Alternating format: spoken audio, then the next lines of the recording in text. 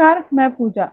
SCG group की सहायता से इनमें ट्रैवल प्रस्तुत हेल्थ टॉक इस विशेष शो में मैं फिर से एक बार आप सभी का मनपूर्वक स्वागत करती हूँ।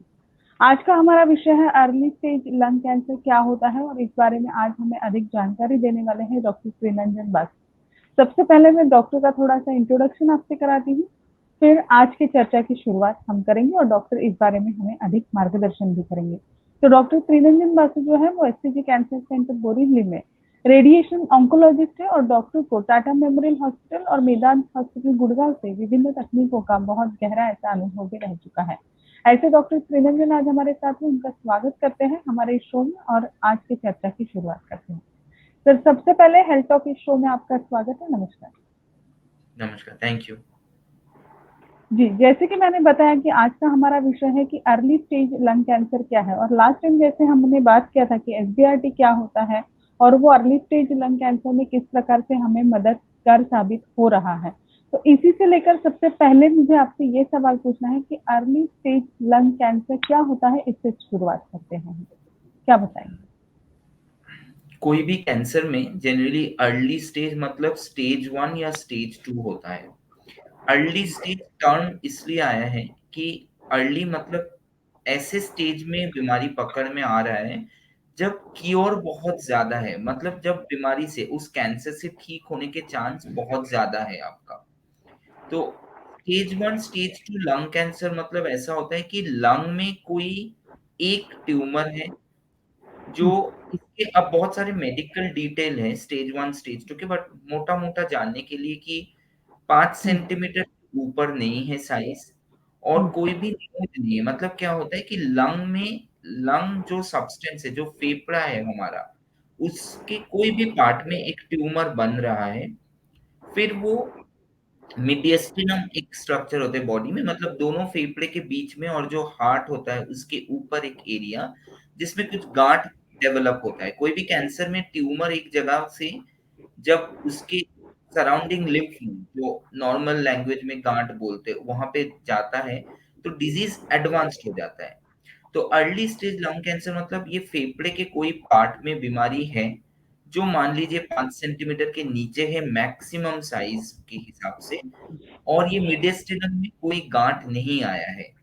एंड ये कैसे पता लग रहा है? सारे इन्वेस्टिगेशन से। आपने मानिए बायोप्सी कर लिया फेफड़े से जिसमें लंग कैंसर आया, उसके बहुत सारे टाइप होते हैं जो आज की शो से शायद बाहर हो जाए इतने बात करने जाए तो वो बायोप्सी प्रूवन हो गया कि बायोप्सी में पॉजिटिव आया। फिर आपने पेट स्कैन कर लिया, एमआरआई ब्रेन कर लिया, जिसमें बीमारी और कहीं नहीं गया है, सिर्फ उतने से एरिया पे ही है। तो इनको हम अर्ली स्टेज लंग कैंसर बोलते हैं। दूसरा है, ये टर्म्स, ये नाम और बना है क्योंकि ये ऐसे स्टेज है जिसमें जनरली सर्जरी हो सकता है। जनरली क्या है आइडिया कि लोगों को लगता है लंग कैंसर मतलब और कुछ नहीं हो सकता, बहुत ही एडवांस। हमारी सारी मीडिया, आप देखेंगे फिल्मों में भी दिखा है कि लंग कैंसर, लोग खांस रहे हैं, खून निकल रहा है मुंह से और बस हो गया, आप गंगा जल दे दो उनको, कुछ नहीं हो सकता। तो ऐसा नहीं होता है आज के समय में। एडवांस हो चुकी है चीजें, डायग्नोस्टिक चीजें बहुत एडवांस्ड है, तो बीमारी अर्ली स्टेज में पकड़ में भी आता है। तो ऐसा स्टेज है जिसमें क्योर रेट, मतलब बीमारी ठीक होने का चांस बहुत हाई है, तो उसको अर्ली स्टेज लंग कैंसर बोलेंगे। स्टेज 1 स्टेज 2 का बीमारी जिसमें सिर्फ लंग्स में कहीं बीमारी दिख रहा है, बाकी पार्ट में कुछ नहीं है। और जी, बिल्कुल। जिस प्रकार से डॉक्टर आपने बताया कि अर्ली स्टेज लंग कैंसर क्या होता है, लेकिन मुझे अभी ये जानना है और जैसे आपने बताया कि अभी लंग कैंसर में भी बहुत एडवांस उपचार पद्धति भी है, तो इस एडवांस उपचार पद्धति के बारे में मुझे थोड़ा-सा मार्गदर्शन मिलेगा या हमारे दर्शकों को थोड़ा आप बताएँगे? तो क्या बता सकते हैं उपचार के ऑप्शंस जो हैं वो क्या-क्या हैं एक्चुअली? तो जनरली कोई भी कैंसर में अर्ली स्टेज जब रहता है तब एक जनरल दिखता में कोई एक मोडालिटी का इलाज चाहिए, कोई एक, मतलब मानिए सर्जरी हो पा रहा है तो हो गया, नहीं हो रहा है तो रेडिएशन लग रहा है या साथ में कीमो, एंड उसमें ठीक होने का चांस ज्यादा रहता है लोगों का। नाउ लंग कैंसर एक ऐसा है जब अगर अर्ली स्टेज है तो आज के दिन तक भी प्रेफर्ड ऑप्शन, मतलब सबसे ज्यादा चुनिंदा पद्धति रहेगा सर्जरी। सर्जरी के टेक्निक एडवांस हो चुके हैं। मैं लंग थोरेसिक सर्जन नहीं हूं, बट क्योंकि हम देखते हैं दोनों, तो आजकल वो भी वैड्स गाइडेड होता है, मतलब वीडियो असिस्टेड थोरेसिक सर्जरी होता है, जिसमें उतना बड़ा आपको ऑपरेशन का स्कार नहीं होगा, उतना ज्यादा रिस्क नहीं हो रहा है, और आप ट्यूमर को निकाल पा रहे हैं। अब हम कब देखते हैं रेडिएशन ऑन्कोलॉजिस्ट होके इन पेशेंट्स को, हम कब मिलते हैं अर्ली स्टेज के, क्योंकि अगर सर्जरी हो पा रहा है तब तो वो थोरेसिक सर्जन के पास जा रहे हैं, कार्डियोथोरेसिक सर्जन। अब कोई भी कार्डियोथोरेसिक सर्जरी जब हो रहा है, वो टेक्निक जितना भी एडवांस्ड हो जाए, पेशेंट के लिए एक रिस्क रहता ही है, क्योंकि कुछ पार्ट ऑफ लंग निकल रहा है, उनका फेफड़े का कुछ हिस्सा निकालना पड़ रहा है। तो उनका लंग फंक्शन, कि लंग की कैपेबिलिटी कैसा है, वो कोई हार्ट डिजीज है या नहीं, ये सारी चीजें जानना जरूरी है। तो बहुत सारे जगह, क्योंकि लंग कैंसर ज्यादातर आपको दिखेगा 70 साल के ऊपर में जाके, या 60 साल के ऊपर में। तो 1/3 या 2/3 इंडियन पॉपुलेशन, सो अराउंड 60% लोगों को आइदर ब्लड प्रेशर की बीमारी, ब्लड शुगर की बीमारी, या कोई ना कोई हार्ट का दौरा पड़ चुका है, स्टेंट डाल गया है, ये होता ही रहता है। तो जब 2 या 3 ऐसा कोई कोमॉर्बिडिटी, मेडिकल टर्म में हम बोलते हैं कि ब्लड प्रेशर है, या ब्लड शुगर है, या हार्ट का कोई पहले बाईपास हो चुका है, जिसके लिए उनको ऐसे इकोस्प्रिन ऐसे टाइप टैबलेट चल रहा है उनका, या और कोई कोमॉर्बिडिटी, अस्थमा है मानिए, जो बहुत दिनों से कंट्रोल नहीं हो रहा है, या लंग का ही सीओपीडी बोलते हैं, लंग का ही एक अस्थमा का ही एक दूसरे टाइप का बीमारी होता है, तो वो सर्जरी नहीं कर पाते, क्योंकि एनेस्थेशिया, सर्जरी के लिए जो एनेस्थेशिया देना होता है, वो क्लियरेंस नहीं मिलता है। प्लस ऐसे टाइम पे सर्जरी करके रिस्क ज्यादा होता है कॉम्प्लिकेशन का। तो ये एक टाइम है जिसमें हमारा रोल आता है रेडिएशन ऑन्कोलॉजिस्ट की, कि अर्ली स्टेज लंग कैंसर है, इसमें क्योर करने का रोल ज्यादा है, बीमारी ठीक होने का, पर सर्जरी नहीं हो पा रहा है। तो क्या हमारे पास कोई ऑप्शन है कि सर्जरी नहीं हो रहा है, पर हम ऐसा कोई इलाज करें रेडिएशन से जो सिमिलर रिजल्ट दे, पेशेंट क्योर हो पाए पर सर्जरी ना करना पड़े। और हमारा, आप बोल सकते हैं यूएसपी या सबसे ज्यादा एडवांटेज क्या है, कि इसमें कोई कट नहीं हो रहा है बॉडी में, कोई एनेस्थेशिया नहीं चाहिए हमें, और अगर वैसा टेक्निक्स अवेलेबल है तो हम उतना हाई डोज रेडिएशन कर पाएंगे। जैसे पिछले श्रृंखला में हमने जाना कि एसबीआरटी एक कम एरिया के बीमारी पे हाई डोज रेडिएशन का इलाज है, जिसमें एक इमेज गाइडेंस बहुत ज्यादा जरूरी होता है। प्लस जो मूविंग ऑर्गन है, जो बॉडी के ऑर्गन्स है, जैसे लंग है, जैसे फेफड़ा है, वो मूव करता है अपने आप, हवा लेता है, हवा छोड़ता है, तो उसको कंट्रोल करते हुए वो भी टेक्निक जरूरी है। एंड फोकस्ड वे में, बहुत ही एकदम टाइट मार्जिन जिसको बोलेंगे मेडिकल टर्म में, लेते हुए कम समय में 3 से 5 दिन में हम ये ट्रीटमेंट कर पाए, तो इस वाले ट्रीटमेंट को एसबीआरटी बोला जाता है। तो लंग कैंसर जब मेडिकली इनऑपरेबल है, मतलब कोई मेडिकल रीजन से या पेशेंट के पर्सनल चॉइस से, कि उनको लग रहा है कि नहीं सर्जरी के इतना खतरा है, हम ये रिस्क नहीं लेंगे। मानिए कोई 70-75 साल के, उनको ब्लड प्रेशर है, ब्लड शुगर है, हार्ट का कोई बीमारी हुआ, तो वो मिलते हैं सर्जन से, फिर उनको लगा कि नहीं ये बहुत रिस्की होगा, हम नहीं कर पाएंगे, तो और क्या ऑप्शन ढूंढ सकते हैं, तो तब ये एसबीआरटी का रोल आता है अर्ली स्टेज लंग कैंसर में, कि high dose focused image guided radiation करके हम बीमारी को फिजिकली रिमूव नहीं करना पड़ रहा है, कोई सर्जरी नहीं करना पड़ रहा है, बट हम फिर भी क्योर कर पा रहे हैं पेशेंट्स को। तो ये हमारा रोल आता है उस टाइम पे। जी बिल्कुल, जैसे आपने कहा कि एसबीआरटी का रोल एक्चुअली में कभी आता है अर्ली स्टेज लंग कैंसर में, तो इसी से लेके आगे मेरा सवाल आपसे ये है कि एसबीआरटी एक्चुअली लंग कैंसर के पेशेंट को किस प्रकार से दिया जाता है, इस बारे में डॉक्टर क्या बताएंगे? So this is a very good question, ये बहुत अच्छा सवाल पूछा आपने, क्योंकि लंग एसबीआरटी में बोलूंगा, जितने रेडिएशन हम ऐसे हाई एंड रेडिएशन, मतलब बहुत एडवांस टेक्निक करते हैं, उसमें लंग एक सबसे चैलेंजिंग साइट है बोलने के लिए, कि इसमें बहुत सारी चीजें ध्यान में रखना होता है। पेशेंट, हम जिन पेशेंट्स को देखते हैं वो ऑलरेडी उतने फिट नहीं है, क्योंकि उनके कोई ना कोई कारण से सर्जरी नहीं हो पा रहा है, तो either blood pressure, blood sugar, या कोई हार्ट का बीमारी, या ऑलरेडी लंग का ही कोई प्रॉब्लम है उनको, कि मानिए अस्थमा है या ब्रोंकाइटिस टाइप है। तो ये इनके बावजूद भी देखना होगा हमारा लंग फंक्शन कैसा है पेशेंट का, तो पल्मोनरी फंक्शन टेस्ट होते हैं, मतलब एक बलून में हवा करके देखना होता है कि लंग में कितना ऑक्सीजन जा रहा है, कितना कार्बन डाइऑक्साइड बाहर आ रहा है, एक मिनट में कितना ऑक्सीजन कंसेंट्रेशन रह रहा है, एक्सेट्रा एक्सेट्रा। तो ये टेस्ट जान लिया हमने, हमने स्कैन इमेजेस सारे देख लिया। अब 3 तरीके हो सकता है। मानिए कोई नॉर्मली सांस ले रहे हैं, तो कभी-कभी देखा जाता है कि जो लंग्स है, जो फेफड़ा है, वो 2 या 3 सेंटीमीटर भी मूव कर सकता है। अगर आप सोचेंगे कि पेशेंट नॉर्मली सांस लेते रहेंगे और हम इतना हाई डोज करेंगे, तो 2 होगा उसमें। हमने ट्यूमर को कवर कर भी लिया, तो हम बहुत सारा नॉर्मल लंग को भी रेडिएशन दे देंगे, जो ज़रूरत नहीं है।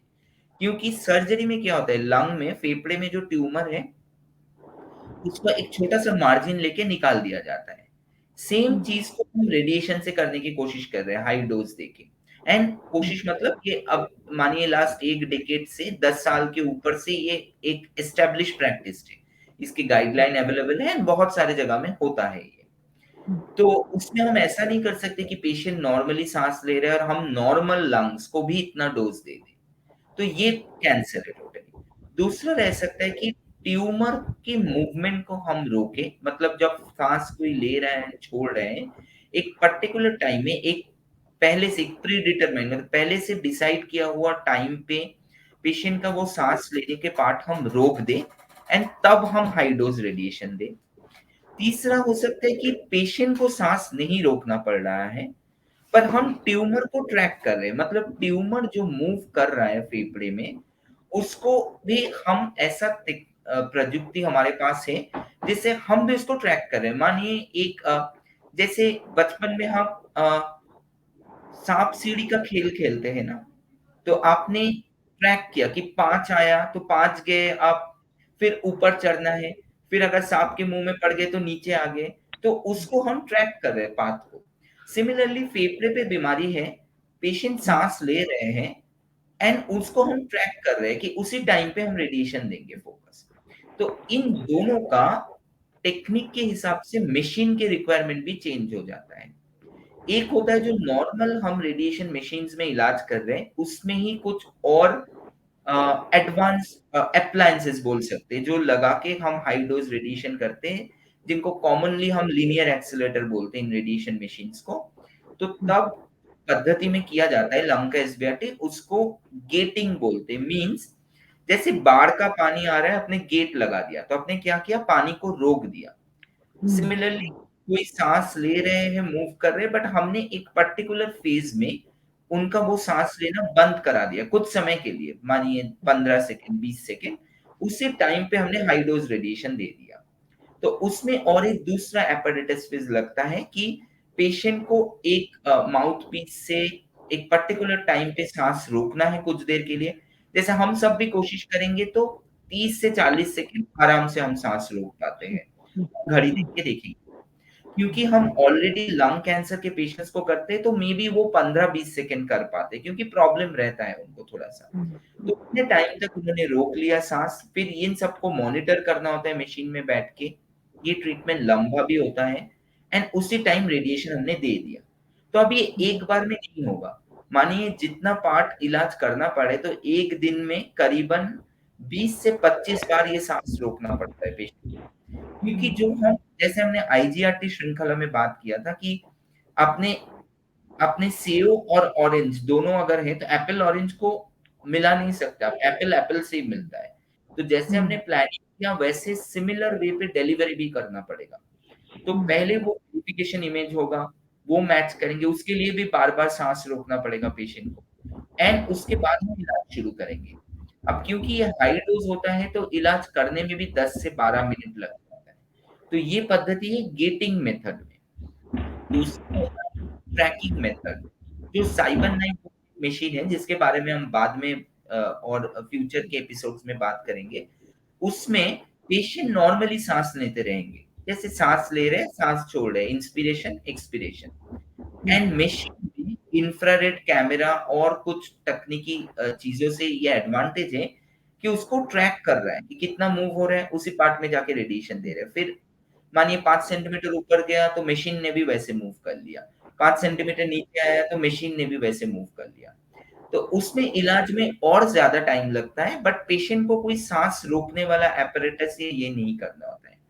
तो ये काम तब आता है और ज्यादा जब पेशेंट को प्रॉब्लम हो रहा है सांस रोकने में, जैसे क्योंकि ऑलरेडी हम देख रहे हैं जिनको ब्लड प्रेशर, ब्लड शुगर या हार्ट का बीमारी है या लंग्स का ही बीमारी है, तो हो सकता है शायद वो सांस रोक नहीं पाए उतने देर। तो तब हम कैसे करेंगे, ये करना होगा, तो तब ये मेथड, ट्रैकिंग मेथड ज्यादा काम आता है। तीसरा और एक होता है, थोड़ा टेक्निकी हो जाएगा, जिसको 4 डायमेंशनल सीटी स्कैन बोलते हैं। जैसे जनरली कोई भी चीजों का 3 डायमेंशन होता है, एक्स वाई जेड, एक अपने ऊपर नीचे, एक साइड साइड, एक आगे पीछे, सिंपल लैंग्वेज में। क्योंकि ट्यूमर भी ऐसा ही होगा बॉडी में, तो ये तीनों डायरेक्शन में उसका मूवमेंट जानना जरूरी है। 4th डायमेंशन क्या है, उसके साथ समय, कितने समय में इन तीनों डायरेक्शन में कितना मूव किया ट्यूमर। तो वैसे पद्धति भी होता है और हमारे पास है भी, जिसमें हम ये 4D सीटी स्कैन करेंगे प्लानिंग में, कि ये पूरे एस्पेक्ट में, जैसे मैंने एक सांस लिया, रोका कुछ देर और मैंने छोड़ दिया, ये पूरा अगर मानिए 15 सेकंड 20 सेकंड का है, तो कितना मूवमेंट हुआ है उस दौरान ट्यूमर का, उसको कैलकुलेट करके उतना मार्जिन लेके फिर इमेज गाइडेंस के साथ हाई डोज रेडिएशन देना। तो इतने सारे चीजें इसमें चाहिए होता है, तो ये मैं मानूंगा सबसे क्रिटिकल है ये वाला ट्रीटमेंट करना। जी, जी, जी। बिल्कुल, जैसे आपने बताया कि एसबीआरटी किस प्रकार से होता है और लंग कैंसर के पेशेंट को ये किस प्रकार से दिया जाता है, किस 3 स्टेज में ये दिया जाता है।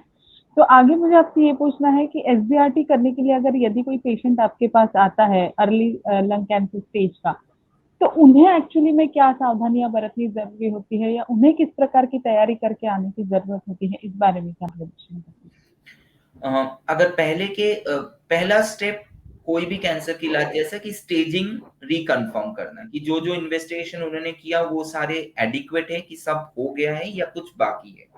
मान लीजिए सब चीजें हो गया, कि बायोप्सी हो गया, पेट स्कैन करके हमने देख लिया कि लिमिटेड डिजीज ही है, स्टेज 1 स्टेज 2, एक एमआरआई ब्रेन भी हो गया जिसमें दिख गया कि ब्रेन में भी कोई बीमारी नहीं गया, तो हम मान लिए कि ये स्टेज 1 या स्टेज 2 लंग कैंसर है जिसमें हमें हाई डोज रेडिएशन से इलाज करना है। उस टाइम के बाद फिर उसका एक प्लानिंग प्रोसेस होगा, जैसे कोई भी रेडिएशन के प्लानिंग प्रोसेस होते हैं। तो प्लानिंग दिन से पहले जनरली 1-2 दिन पेशेंट को हम ब्रेथ ट्रेनिंग देते हैं। मीन्स हमें बचपन से, कोई आप देखिए जैसे टॉयलेट ट्रेनिंग बच्चों का होता है, किसी ने हमें ब्रेथ ट्रेनिंग नहीं सिखाया कि कितना सांस लेना चाहिए, कितना रोकना चाहिए, कितना छोड़ना चाहिए। तो ये 1-2 दिन हम सिखाते हैं पेशेंट को कि ये आप करो, प्राणायाम करो, अच्छी तरह योगा करो, सांस लेना छोड़ना ये प्रैक्टिस करो, क्योंकि उनको रिलैक्स होना भी जरूरी है। सडनली आज मैं किसी को देख के बोलूं अभी मैं प्लानिंग कर रहा हूँ, तो वो वैसे भी नर्वस रहेंगे, तो वो होल्ड नहीं कर पाएंगे। फिर हम उसका एक डमी रन कराते हैं कि वो एपरेटस लगा के, अगर हम ये मैं बात कर रहा हूँ गेटिंग मेथड का, कि जिसमें हमें सांस रोकना है एक पर्टिकुलर फेज में पेशेंट का, तो फिर वो एपरेटस के साथ हम प्रैक्टिस करते हैं कि आप सांस लो, लेके रोक के देखो कितना रोक पा रहे हैं आप, कितना वॉल्यूम मतलब रंग का रोक पा रहे हो आप, और कितने सेकंड तक रोक पा रहे हैं। जब इसमें 1-2 दिन में वो कंफर्टेबल हो जाएंगे, देन इन सब पद्धतियों के साथ हमें वो प्लानिंग स्कैन करना है। फिर उसमें कंप्यूटर में प्लान बनाने में भी जाता है टाइम, एटलीस्ट 4 से 5 दिन लगेगा। फिर उसका एक डमी रन होगा, फिर इलाज शुरू होगा। तो इस बीच हम पेशेंट को बोलते हैं आपको अपना प्राणायाम योगा ये चालू रखना है कि ब्रीदिंग प्रॉपर रहे। लंग फंक्शन हम चेक कर लेते हैं पल्मोनरी फंक्शन टेस्ट से, एंड अगर कोई इनहेलर कुछ जरूरी है जो बाकी उनके दवाई है वो कंटिन्यू कर लें। ये हो गया गेटिंग। अगर ट्रैकिंग मेथड से कर रहे हैं तो उसमें जनरली पेशेंट को कोई अपना सांस रोकना नहीं पड़ रहा है, तो उसमें भी एक डमी पहले चेक किया जाता है कि जैसे साइबरनेट जो मशीन है उसमें मशीन के साथ मशीन के रूम में 2 कैमरा रहता है जो बार बार पेशेंट का फोटो लेगा लंग मूवमेंट का, कि कैसा मूव कर रहा है। तो वो हर कैमरे में दिख रहा है या नहीं, उसके हिसाब से हमें कुछ मार्जिन डिसाइड करना होता है। अगर मशीन के अंदर जो कैमरे हैं दोनों में ही ट्यूमर दिख रहा है हमें, तो देन उसको ट्रैक करने के टाइम ट्यूमर के साथ एक्स्ट्रा मार्जिन बहुत नहीं देना पड़ता है, क्योंकि हमें हर कैमरा पे दिख रहा है ट्यूमर, और बार बार मशीन मानिए हर 10-15 सेकंड में एक स्कैन लेता रहता है एंड मैच करके ट्रीट करता है। अगर कोई कैमरे में नहीं दिख रहा है ठीक से, तो देन हमें थोड़ा एक्स्ट्रा मार्जिन लेना पड़ेगा। तो ये एक डमी प्लान 1 दिन होता है, एंड फिर अगेन सेम प्रोसेस के बाद इलाज शुरू होता है। नाउ ये ट्रीटमेंट लंबा होता है, एवरेज में हम गेटिंग करें, ट्रैकिंग करें, अराउंड 40 से 45 मिनट से 1 घंटे तक लग जाएगा एक सेशन का इलाज में। ऐसा जनरली 3 से 5 या 7 सिटिंग का इलाज रहता है। तो पेशेंट को ये फर्स्ट डे से पता होना चाहिए कि इतना लंबा इलाज होने वाला है आपका। मशीन में भी अकॉर्डिंगली हमें टाइम लेना होता है, और इस ट्रीटमेंट के दौरान डॉक्टर, फिजिसिस्ट, टेक्नोलॉजिस्ट सारे वेल ट्रेन्ड एंड सबको अवेलेबल रहना है वहाँ। तो ये जैसे पहले भी हमने एसबीआरटी में बात किया था कि एसबीआरटी ट्रीटमेंट एक प्री प्लान्ड है। मैंने आज कल कर दूं नहीं हो सकता है, इसका टाइम लेना होता है क्योंकि वो बहुत सारे लोग इन्वॉल्व होंगे, करने में टाइम लगेगा प्रोसेस में, और पेशेंट को भी अंदर ट्रीटमेंट में भी टाइम लगता है। क्योंकि रेडिएशन मशीन का रिक्वायरमेंट होता है कि टेम्परेचर लो रखना पड़ता है, तो अंदर लोगों को ठंडा लगने भी लगता है कुछ देर के बाद। तो उनको कभी-कभी ब्रेक देना पड़ता है हमें ट्रीटमेंट के बीच में, थोड़ा-सा 10-15 मिनट की वो कंफर्टेबल हो जाए। क्योंकि अदरवाइज़ जब गेटिंग मेथड में है तो उनको एक माउथ पीस लगा हुआ है, उससे उनको साँस लेके रोकना पड़ रहा है, फिर हम मैच कर रहे हैं, ट्रीट कर रहे हैं। तो ये एक लंबा प्रोसेस है, तो पेशेंट को ये भी समझना होता है कि उनको लंग एक्सरसाइज ठीक से करना होता है, प्लस ट्रीटमेंट के लिए जब आएँगे तब टाइम भी जाएगा। जी, बिल्कुल। जैसे आपने कहा कि ये बहुत लंबा प्रोसेस है, ये पेशेंट को सबसे पहले मालूम होना चाहिए। लेकिन डॉक्टर जब एक बार ये प्रोसेस कंप्लीट हो जाती है, इसकी सेटिंग्स कंप्लीट हो जाती है, उसके बाद एक पेशेंट इस ट्रीटमेंट से क्या उम्मीद रख सकता है? राइट। जैसे कोई भी कैंसर का इलाज हो तो सबका उम्मीद रहता है कि ये ठीक हो जाए। जी, ना बिल्कुल। वो जानने के लिए कुछ टाइम रुकना होता है, क्योंकि जब हम हाई डोज रेडिएशन करते हैं एसबीआरटी, तो लंग के एक पार्ट में बहुत हाई डोज गया। अब ये सर्जरी नहीं है, क्या होता है आपने किसी ने सर्जरी किया, सर्जरी के 2 दिन या नेक्स्ट डे या इमीडिएटली भी आप स्कैन करोगे तो वो ट्यूमर नहीं दिखेगा। ठीक है, सर्जिकल कुछ कुछ चेंजेस दिखेगा, सीटी स्कैन, पेट सीटी स्कैन जो भी है, पर ट्यूमर नहीं दिखेगा। अगर 4 सेंटीमीटर ट्यूमर था तो वो नहीं दिखेगा सर्जरी के बाद। पर रेडिएशन में कुछ रिमूव नहीं हो रहा है, वो धीरे धीरे डिसोल्यूट होगा, मतलब ये हाई डोज रेडिएशन से आप बोल सकते हैं ट्यूमर धीरे धीरे पिघल जाएगा। बट उसका एक टाइम होता है, 6 हफ्ता, 8 हफ्ता। तो हम पेशेंट्स को हमेशा बताते हैं कि स्कैन जानने के लिए कि कैसा रिजल्ट हुआ, वो तुरंत नहीं होगा। वन सेकेंड, पूरा डोज रेडिएशन बॉडी में चला गया, उसके बाद भी उसका इफेक्ट होता रहता है बॉडी में। जब और रेडिएशन के लिए पेशेंट आ नहीं रहे हैं, बट उसका इफेक्ट बॉडी में होता रहता है। तो high dose lung, early stage lung SBRT के एटलीस्ट 6 से 8 हफ्ते बाद कोई स्कैन करना होता है। सीटी स्कैन कीजिए आप या पेट सीटी स्कैन। ना उसमें ऐसा नहीं कि बीमारी गायब हो गया ऐसा दिखेगा। स्कैन में क्लियर होते होते करीबन 1 साल लग जाता है।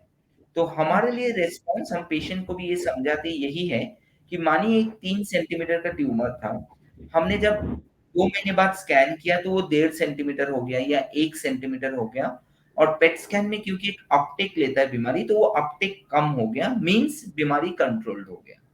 क्योंकि उस स्कैन से गायब होते-होते टाइम लगेगा, और नॉर्मल लंग, उस बीमारी के सराउंडिंग जो नॉर्मल लंग था, उसमें भी कुछ चेंजेस दिखेगा, जिसको न्यूमोनिया अदरवाइज़ बोलते हैं। न्यूमोनिया लाइक पिक्चर दिखता है, जिसमें घबराने लायक कुछ नहीं होता है, ये एक्सपेक्टेड है।